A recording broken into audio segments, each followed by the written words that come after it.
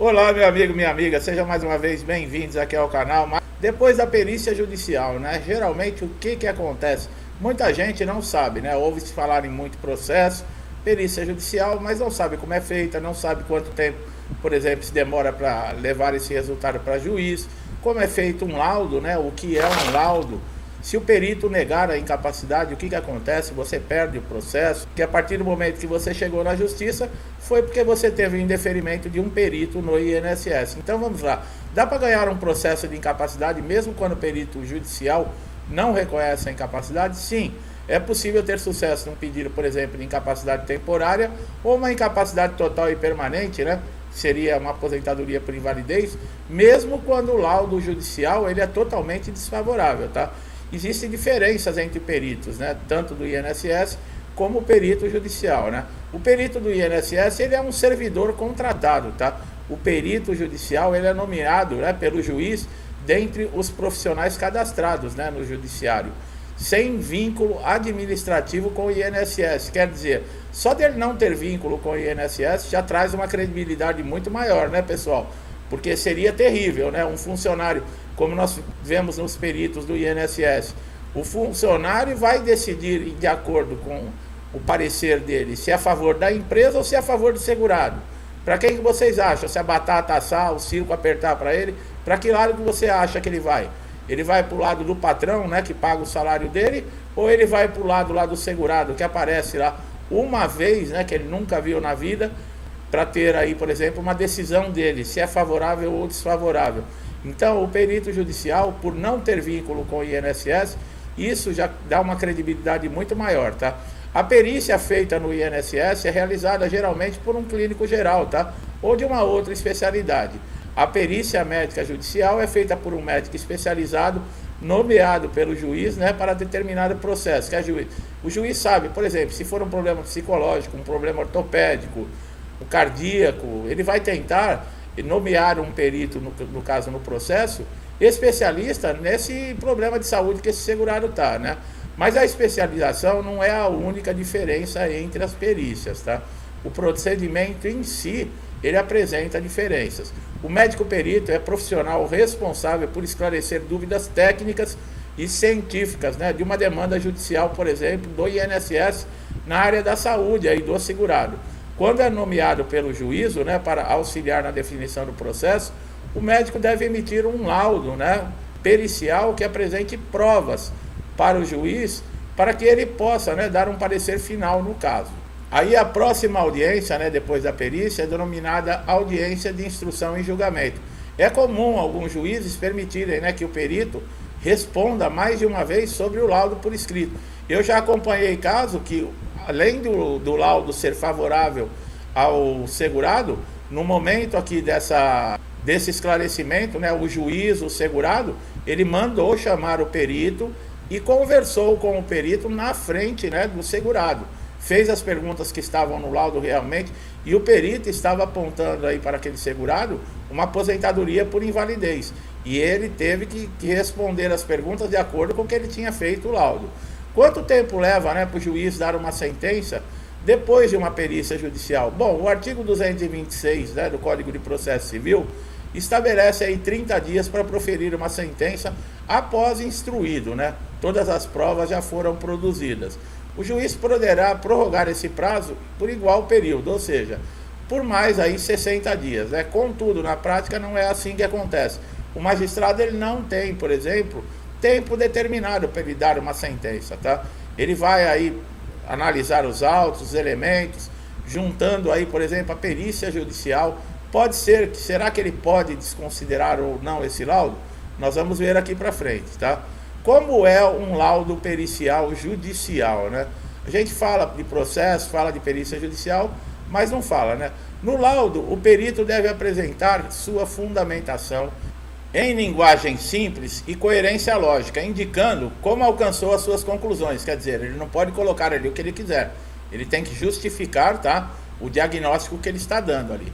É vedado ao perito ultrapassar os limites de sua designação, bem como emitir opiniões pessoais que excedam o exame técnico ou científico, né, do objeto da perícia. Olha aí, ele não pode de maneira alguma, nesse caso que eu falei que o juiz chamou o perito na frente do segurado para responder algumas perguntas, ele tem que ser técnico ali, tá? Ele não pode falar, eu acho que ele está com algum problema, ou acho que ele não tem problema. Não, ele tem que ser técnico. Não, ele me apresentou um laudo, ele tem, por exemplo, um problema cardíaco, nós analisamos, avaliamos, e o exame tal, assim, assim, assado, negou que ele tem algum problema, ou então confirmou realmente, né, a suspeita. É assim que deve proceder. Nunca ele falar, eu acho.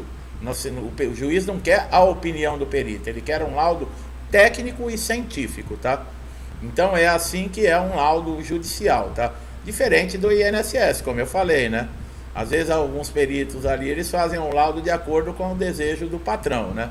O que fazer se o perito judicial negar a incapacidade, né? Dá para ganhar um processo de incapacidade mesmo quando o perito não reconhece a incapacidade. É possível ter sucesso. Por quê? Nesses casos, o juiz ele pode se basear, mesmo o laudo do perito sendo desfavorável, ele pode aí tomar uma convicção dentro dos elementos que foram anexados nos autos. Quais são esses elementos? A documentação que você apresentou, pessoal.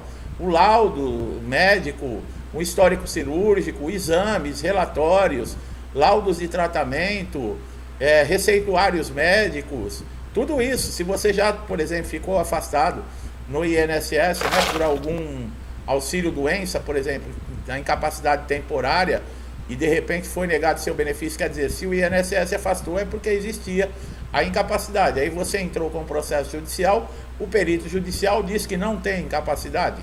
Quer dizer, o juiz ele pode tirar uma convicção e desprezar completamente esse laudo, tá?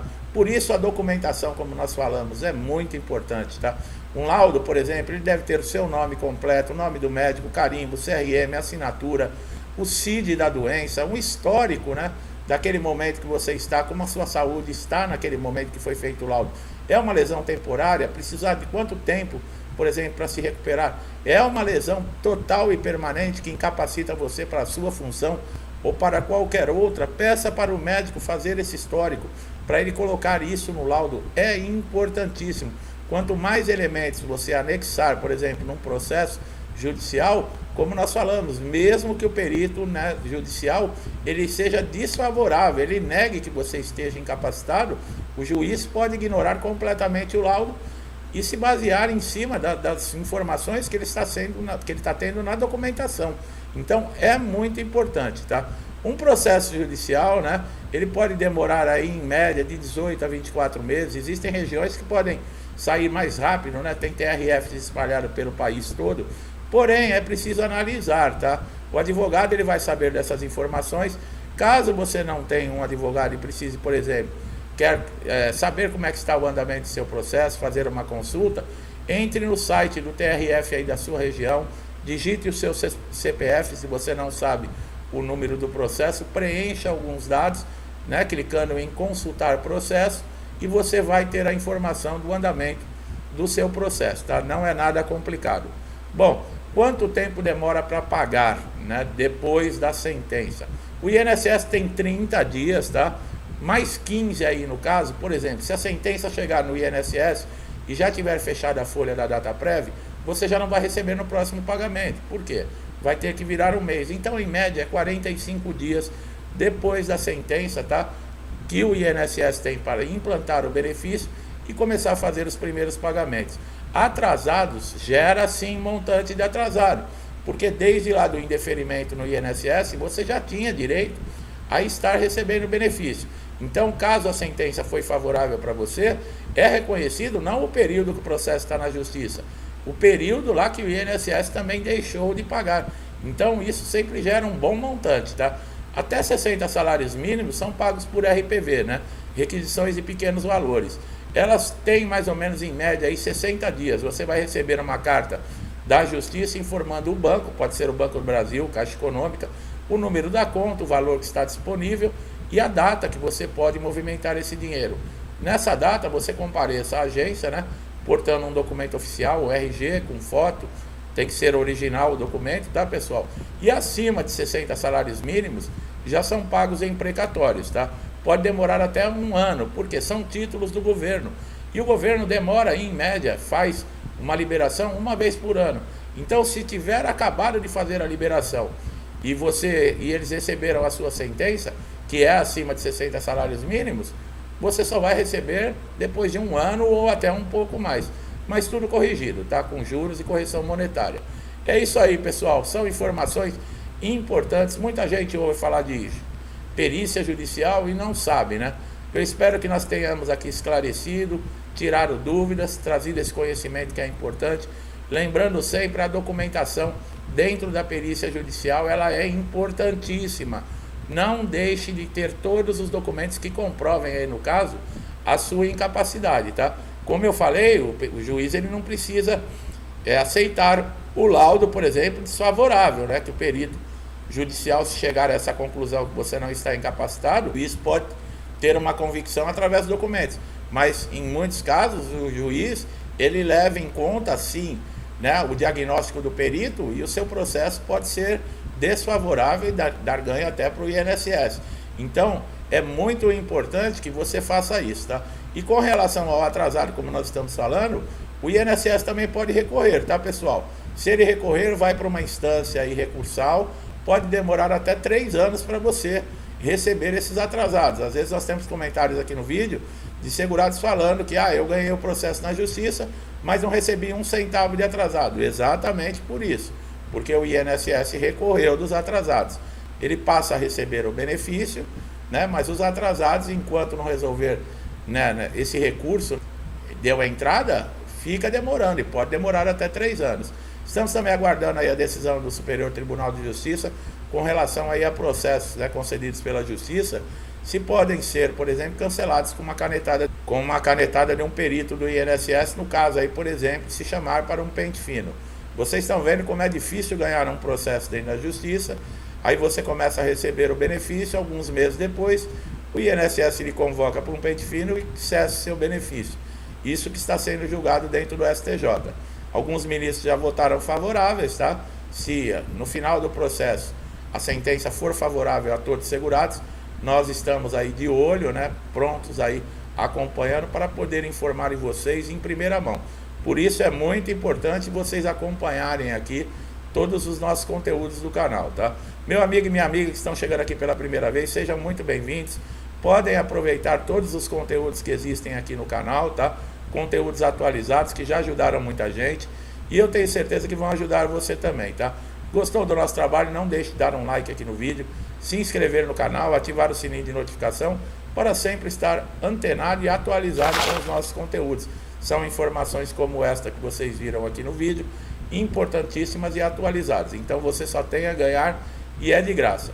Meu amigo e minha amiga que já são inscritos, que me acompanham, incentivam, ajudam, compartilham o canal, meu muito obrigado. Deus que abençoe a sua casa, a sua vida, a sua família, com paz, saúde, harmonia, prosperidade, alegria. Tudo que eu desejo para mim, eu desejo em dobro a todos vocês.